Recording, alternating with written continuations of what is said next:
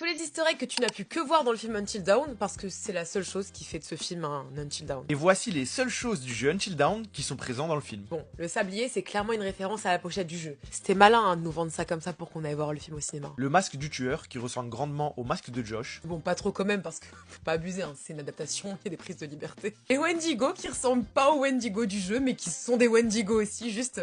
Bah, c'est pas les mêmes physiquement, quoi, mais bon. En gros, c'était des Wendigo de Wish, des Wendigo.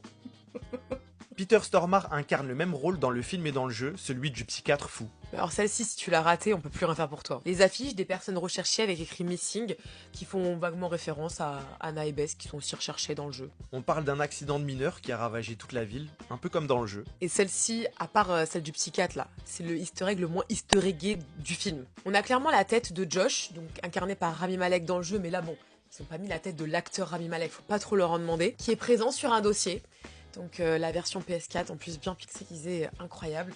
Ça fait référence du coup au Josh du jeu. Et alors là, je peux vous dire que d'avoir une image d'un jeu sur un dossier, sur un grand écran de cinéma, c'est pas ouf. Et celle-ci, c'est la plus recherchée. Pour de vrai. Dans le jeu, quand on se balade, on peut trouver des notes de Hannah quand elle commence à devenir folle. Et son écriture commence à devenir de plus en plus illisible quand la folie prend le dessus. Du coup, ça va, ils ont fait un joli clin d'œil avec le registre de l'hôtel. Et enfin, même si on ne sait pas trop ce que ça veut dire, le psychiatre dans le jeu et dans le film, ils ont des postes d'observation. Donc voilà, c'est les mêmes. Et à la fin du film, on peut voir le fameux chalet d'Until Dawn, le jeu. Je tiens quand même à dire que cette scène, on sait pas ce que ça veut dire. On sait pas si ça veut dire que le jeu est la suite du film ou s'ils vont faire une suite au film.